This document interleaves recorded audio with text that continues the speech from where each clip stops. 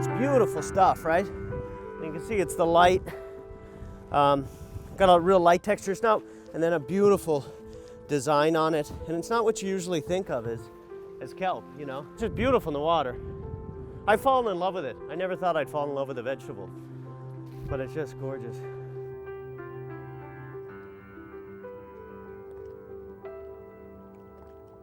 Well, my name is Bren Smith. I'm owner of Thimble Island Oyster Company, and we're out here in the Thimble Islands in Brantford, Connecticut. I'm one of the first vertical ocean farmers in the country growing a mix of shellfish and seaweeds for use as good local food, but also fuel, fertilizer, while also addressing issues of rising population, overfishing, and climate change acidification pressure on our oceans. Well, a couple of years ago, we passed legislation specifically geared toward expanding the seaweed industry in Connecticut. And we recognize that we have the right climate for it. We have folks who are interested in expanding the industry, like Bren Smith in New Haven and Brantford. With this legislation, we've lowered the lease terms so that it's not too costly to lease a bed. And I think we've done a lot to kind of spur the industry. You gotta remember, everything we grow requires no feed, no fertilizer, no fuel, no land. These are all things that are in short supply. Fresh water on land, feed prices going up, making it actually the most sustainable form of food on the planet, but also the most affordable food because I don't have to feed this stuff.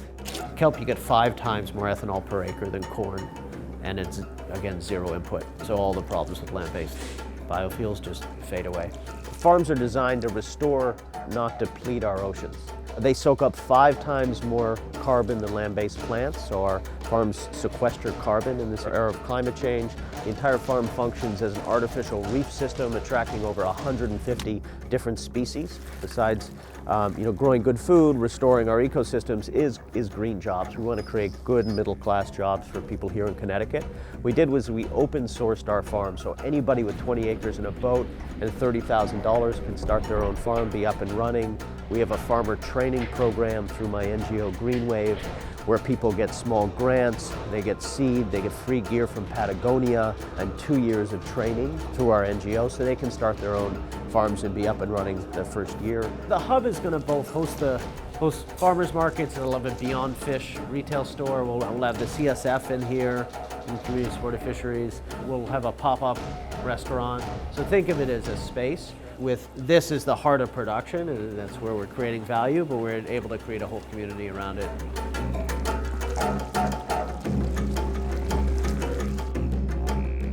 When we unwrap the kelp and thaw it out as a chef, we could chop it further, we could scramble it with our eggs, we could put it with potatoes, we could saute it with olive oil and garlic, we could make a stuffing out of it, put it inside of a calamari tube, put it inside of a filet of beef, we could put it on top of a pizza, we could dry it in the oven, we could put it in with our popcorn, we can make a kelp chili, a vegetarian chili, we could do stir fry with it alone or with chicken or with beef. We can make kelp cakes, kelpaladas like an enchilada with kelp, quesadillas, kelpadillas we call them, kelp sliders we've made, you name it, we could kelp it. These are all recipes that I have from my kelp book, which hopefully will advocate the culinary process and culinary application for our local chefs. Here in Norwalk, we train to the employer.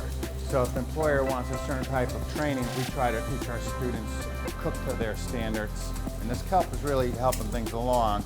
It's exposing the students to a different type of culinary application, food manufacturing and processing and packing. And ideally, in the long run, they'll be using this kelp regularly, and our students will have been trained on it. So it doesn't get mushy, it always maintains its shape in the noodle process that we did.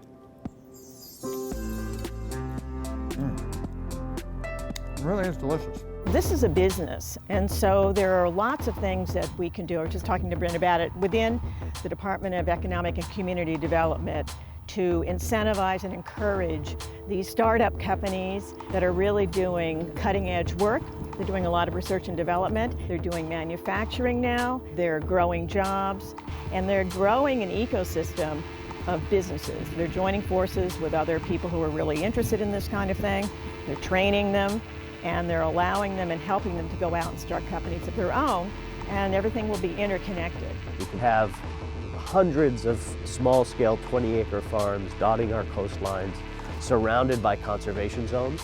that are growing good food, they're producing fertilizer, animal feed, all sorts of stuff. And suddenly we have an engine that's robust enough that we can bring our crops to land and reclaim the fossil fuel industry like the coal plants in Bridgeport and other places and turn them into kelp factories, produce the seaweed biofuels, and really reimagine what our industrial economy into a new blue-green economy in this era of climate change. So this isn't just about starting farms. The hope is, say here in Connecticut, we'd have 25 to 50 farms and then a whole infrastructure on land to support them and to create value-added products, which then creates all different startups.